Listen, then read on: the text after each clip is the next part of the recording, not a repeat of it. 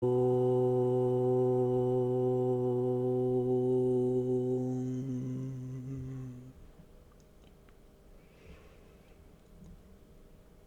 Satchidanandarupaya Vishvotpattyadihetave Tapatraya Vinashaya Shri Krishnaya Vayam Numaha.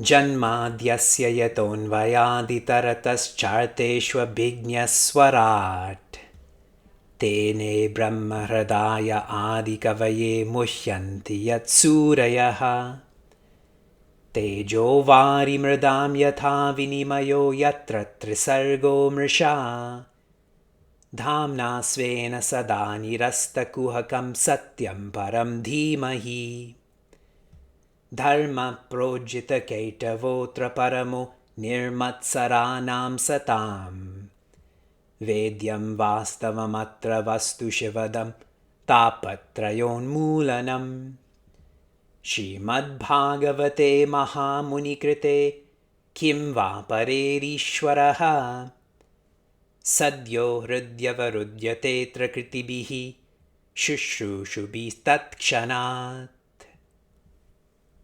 With your eyes closed, we invoke toughness and evoke hope.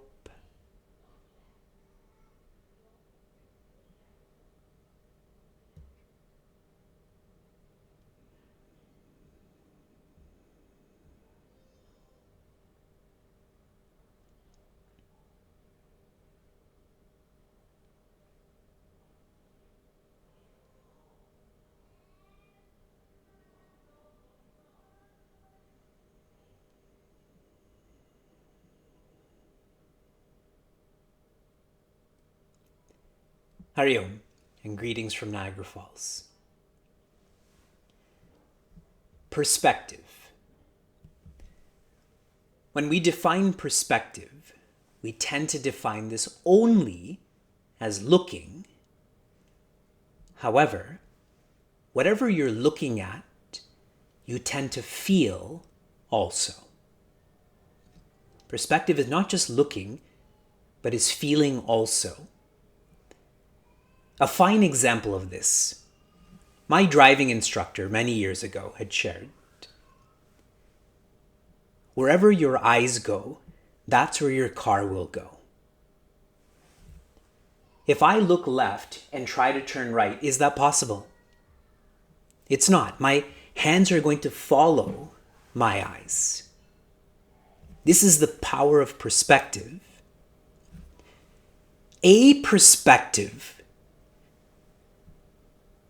to flow through Srimad Bhagavatam with is jnana. One perspective to approach Bhagavatam with is jnana, where your focus is on creation. Creation emerges, exists, and ends in the Creator. So one's perspective is on creation and finally becomes the Creator.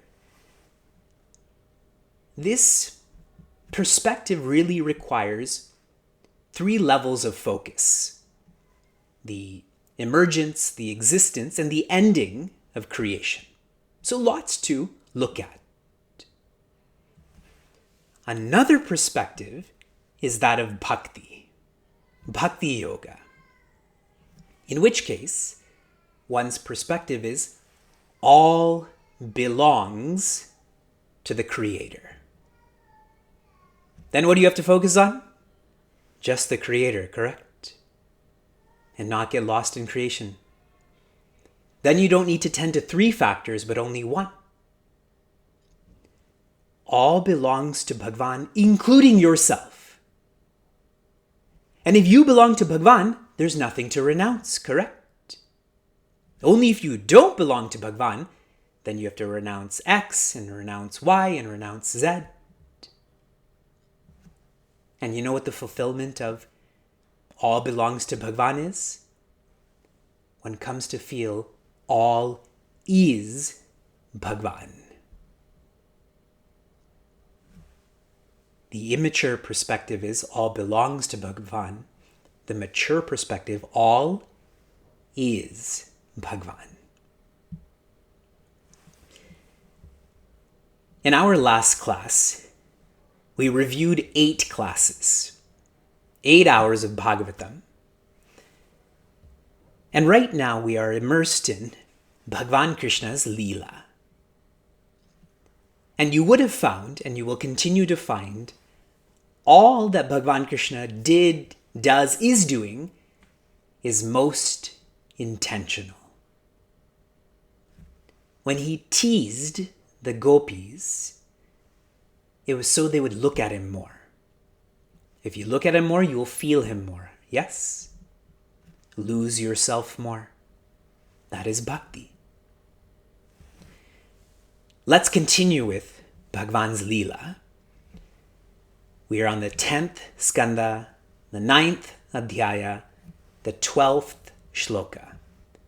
10, 9, 12. And this is Rishi Shuka, who's continuing to share with Raja Parichita, share with us the naughtiness, the intention of Bhagavan Krishna.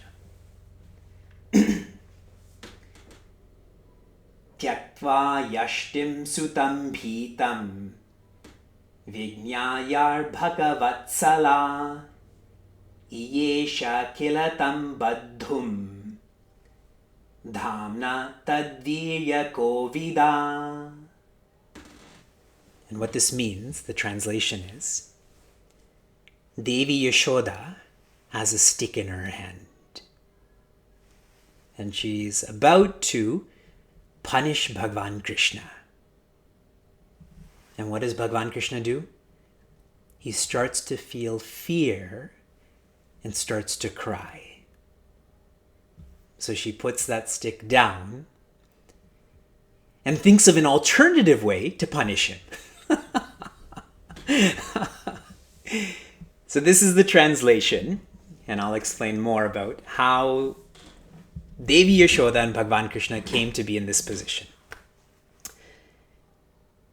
Devi Yashoda is at home, and she's churning milk to become butter, to become yogurt. And while she's doing this, she's singing bhajans, singing Bhagavan's name. And not Bhagavan Krishna, he didn't exist as if for her thus far. And Bhagavan Krishna, watching her, crawls into her lap with a hungry look. So she starts to feed him, starts to nurse him. While this is happening, she's churning, but she's also boiling milk.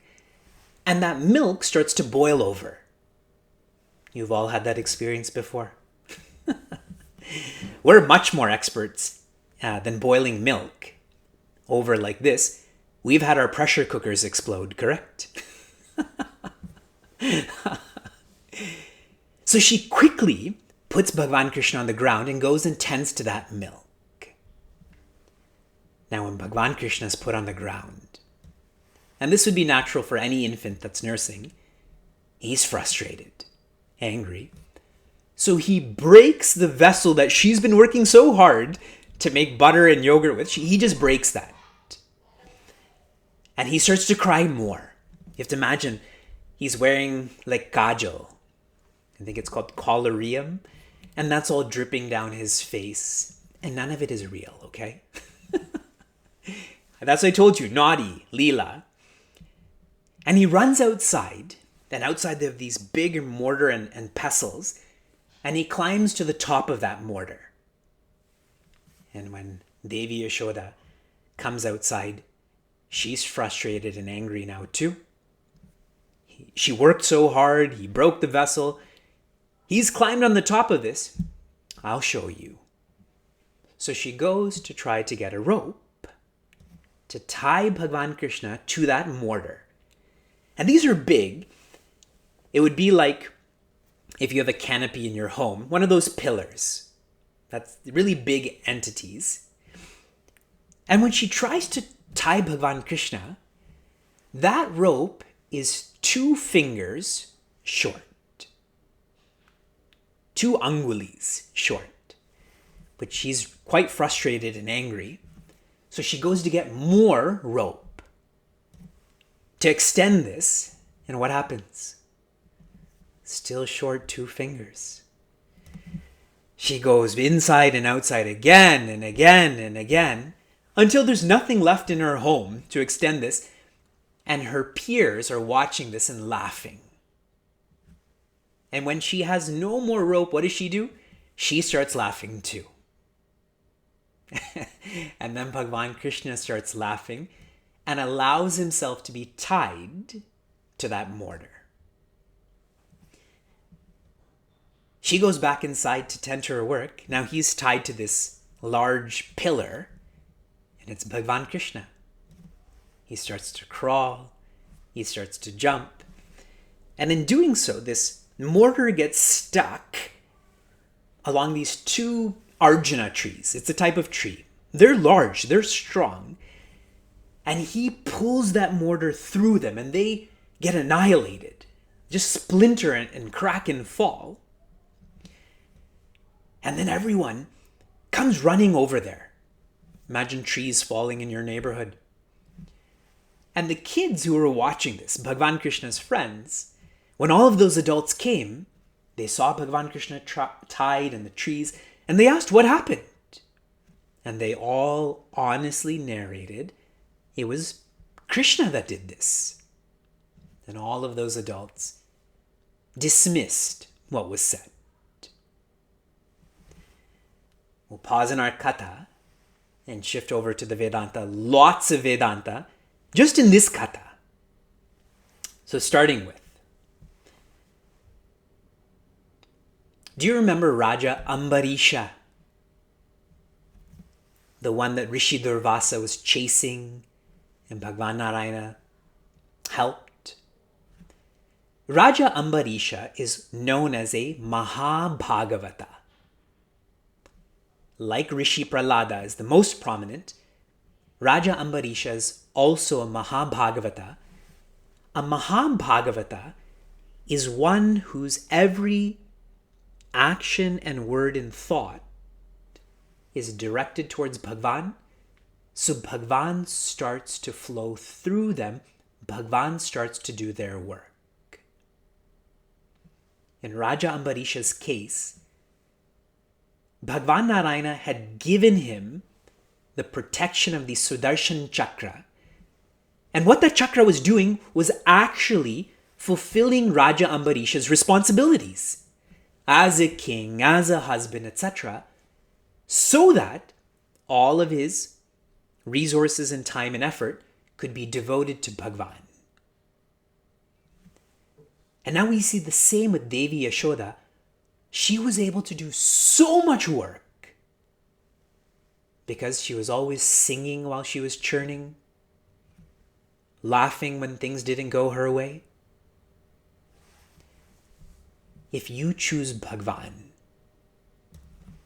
I assure you, based on my study and my own experience, you will become more efficient, you will become more effective, and undoubtedly, you will become more enlightened. And that's why her singing while she was working is very Vedantic. Next, when that milk is boiling over, she puts Bhagavan Krishna down. Yes? What is the point of bhakti? The point of bhakti is to be with Bhagavan. Correct? So her putting him down was the becoming, the postponing, which I've been talking about a lot of late. The fulfillment of our lives is to be with Bhagavan, not to focus on that which is inert. Bhagavan is sentient. Your spirit is sentient. Everything that is not Bhagavan, that is not your spirit, is inert. That is not even a priority. I'm not even going to say a lesser priority. It's not even a priority. And a fine way to understand this, when you're in nature and you're being happy, what do you want to do in that experience in that moment? Nothing, right? Why would you become something in that moment, in that experience? Keep being.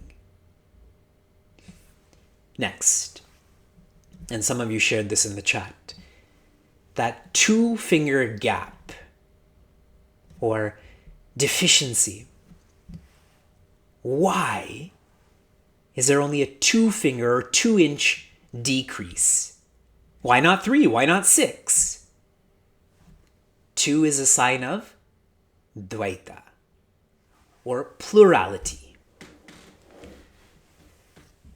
One of our youth was asking me, this is not a spiritual question, but how do you feel about the election as an outsider?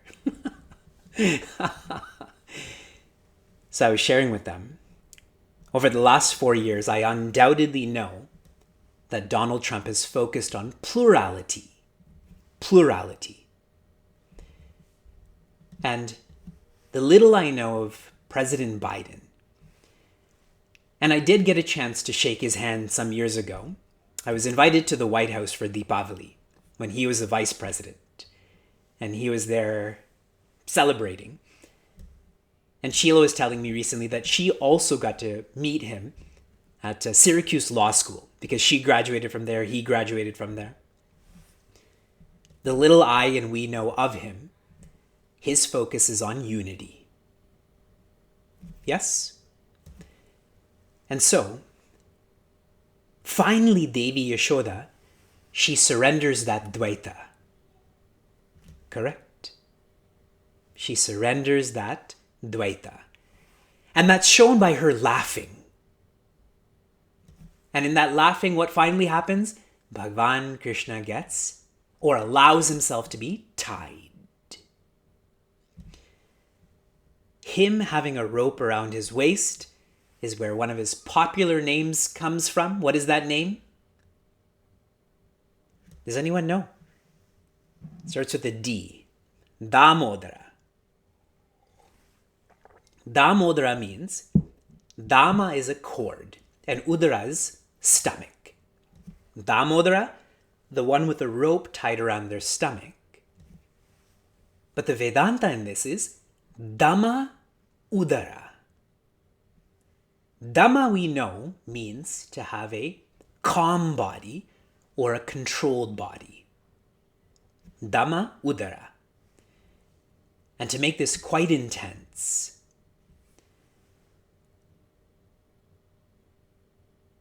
I cannot recall which great teacher shared this, but the one who cannot control their propensity for taste and sex is like a dog. The one who cannot control that propensity is no different than a dog. And if you think of the stomach, you can interpret this as taste, food goes into the stomach, and sex also, in terms of just looking at someone's skin. Acharya Shankara shares the same in Bhajagovindam. So if we really want to tie Bhagavan Krishna, we have to be Dhamma Udara. We have to have that calm body, that controlled body. Now these trees crashing. These trees were actually the forms of Kubera's 2 sons. They were cursed by Rishi Narada. Long story that's not so relevant right now. In Sanskrit, the word for curse is shap.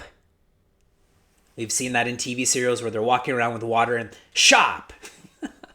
Like it's an incantation, that they're sorcery.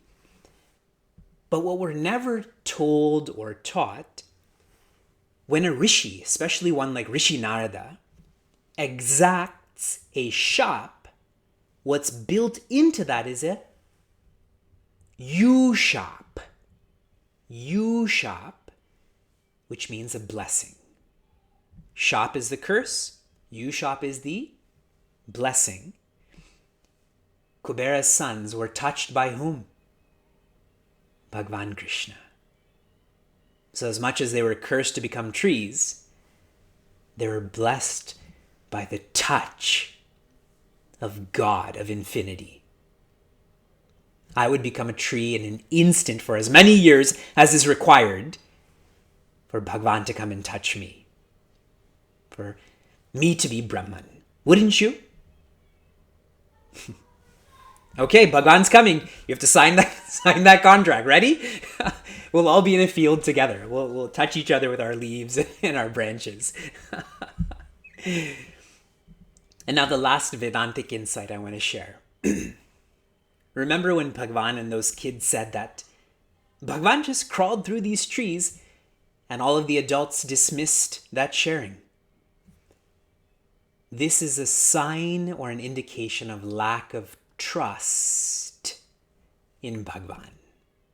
Bhagavan said it, but they all feel that they're more right. They're more practical, yes?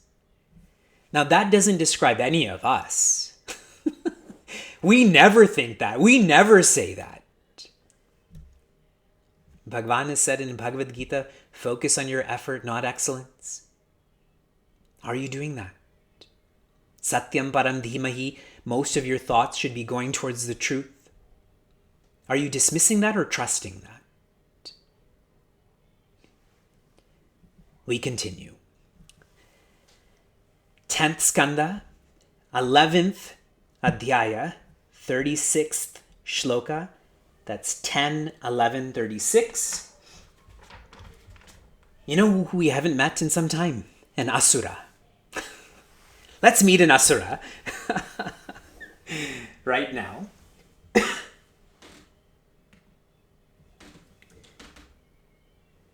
Vrindavanam Govardhanam Yamuna Pulinani cha Viksha Sitad Uttama Priti Ramam Adavayor Nirpa.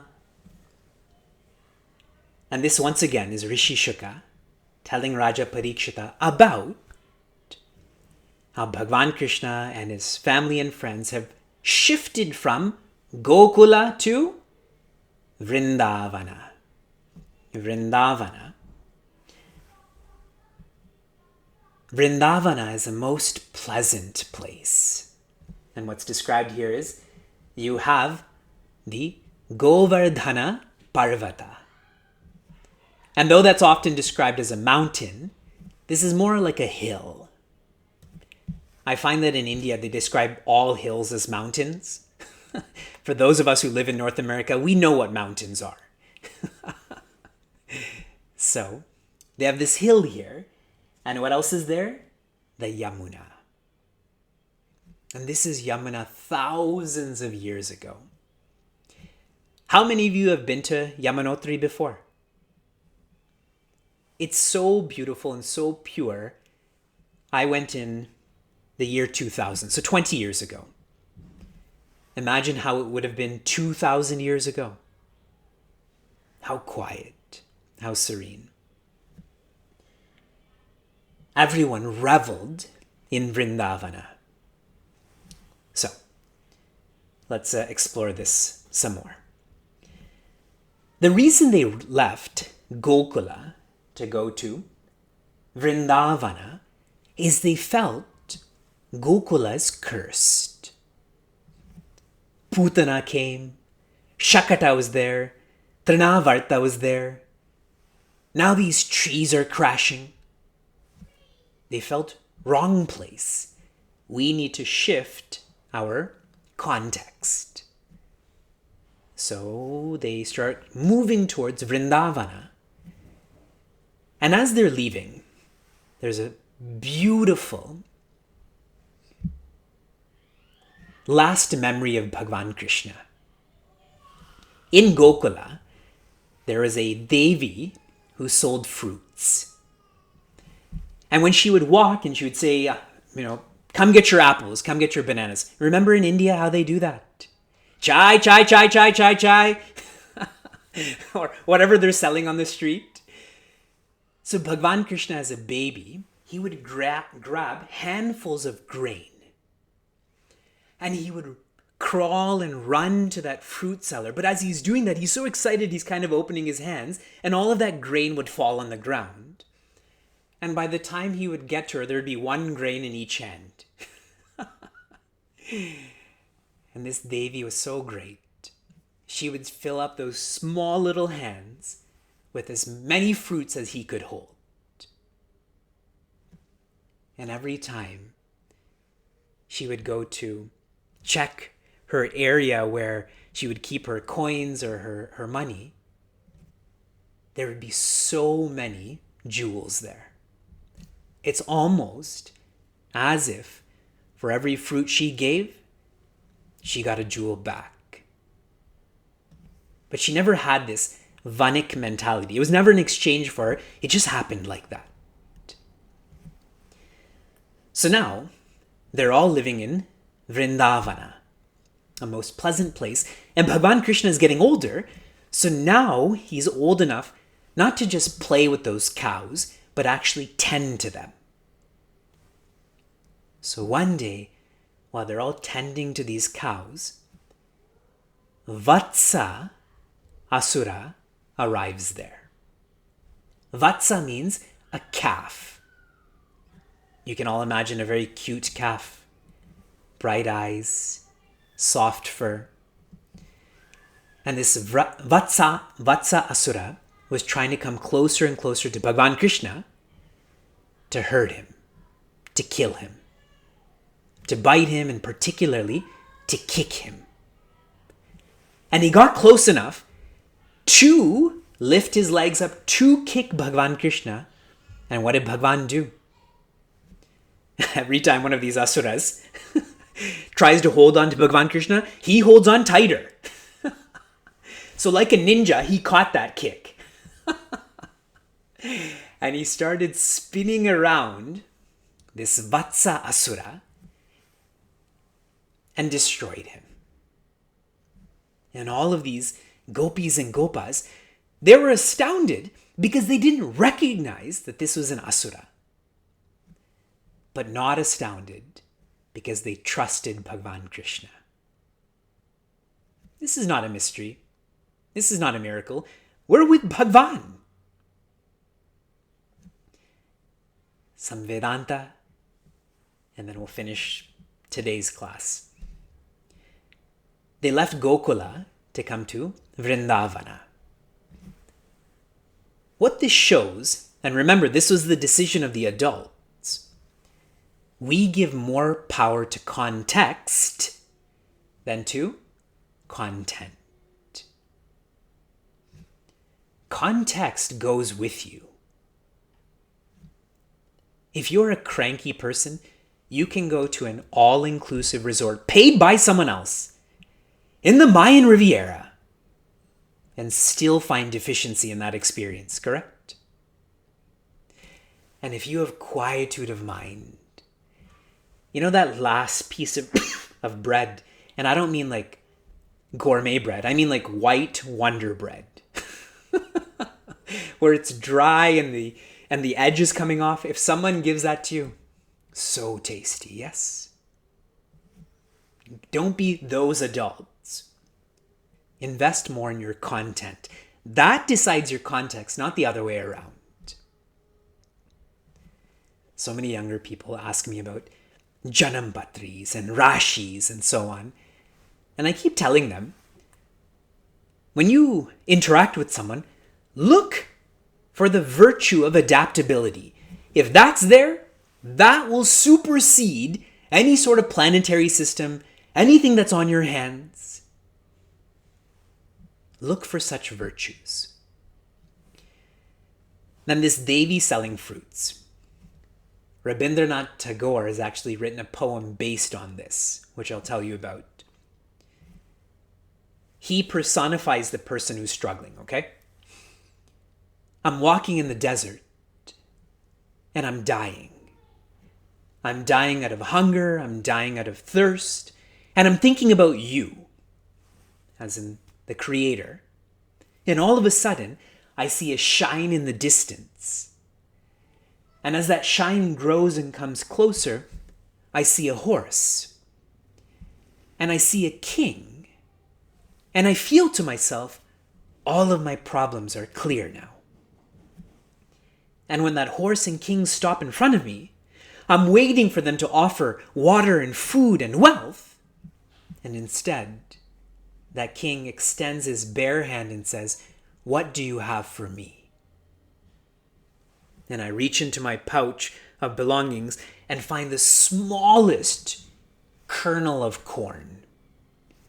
And I place that into his hand reluctantly, with frustration.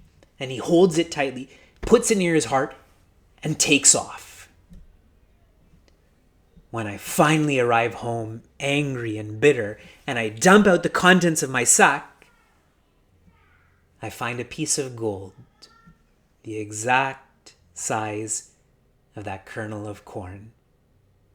And I curse myself for having given so little.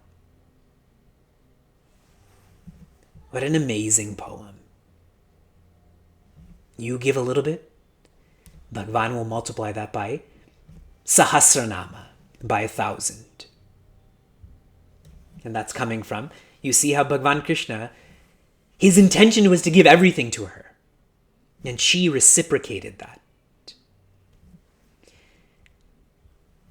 Now, about Vrindavana. Nature is most natural. Agreed? Do you have to wear makeup to go into nature? Do you have to comb your hair? Do you have to have hair to go into nature? Nature is being. And this is why Vrindavana is described, Govardhana, Yamuna, are just being. Try to be in nature more. Yesterday I was at a park in Toronto called Centennial Park. I've never been there before. And it's this huge park with different spots, picnic tables, swings. Very perfect, actually, for social distancing. And they had one of those old school slides. Do you remember those tall, old metal slides? The ones that would never pass like safety regulations today. They still had one of those ones. The ones that you can like shave on, that they're so sharp. And when I looked over there was 4 kids. One was slowly climbing up. One was slowly sliding down. One was trying to catch the other kid. And one kid was under the slide just throwing dirt. And it was the perfect picture of being. That useless, dangerous metal slide. But there's nowhere else that those kids would have wanted to be. Where's Vrindavana? Wherever you want it to be. Be in nature. Some of you are attending class from nature now. And finally, our Asura. Vatsa Asura is the icon for attachment. We're going through various vices. Vatsa Asura is attachment. And here's the logic of this. What we tend to do is project, and do remember this, Shobha, Sukha, Sampurna. Shobha means beauty. Many people's names are Shobha, Shobhana. Sukha here means pleasure, easygoing. And Sampurna means completion. We have a habit, we have a vasana to project onto articles, beings, and circumstances beauty, correct? Beauty is in the eye of the beholder. Pleasure. Nothing is intrinsically pleasurable. And Sampurna is completion. If I have this, then I'll be complete. When you project these 3 S's, you naturally become attached to that entity. That's why this Asura came as Vatsa. Beautiful, pleasurable, as in, this calf is not going to hurt me. and completion, that if I'm just close to this calf, I'll be complete. This attachment can also be looked at as identification. When you identify with an article, being, circumstance, even your own body, we lose objectivity. Identity causes us to lose objectivity. When we lose objectivity, we no longer engage in vichara. We don't inquire into that ABC, how I feel. See, only Bhagavan Krishna knew that this was an asura, because everyone else was projecting the greatness of that calf. When you don't engage in vichara, one becomes possessive. Attachment, identity, possessiveness. When that possessiveness tries to kick you, you hold on to Bhagavan Krishna. And Bhagavan Krishna will get rid of that possessiveness. Oh.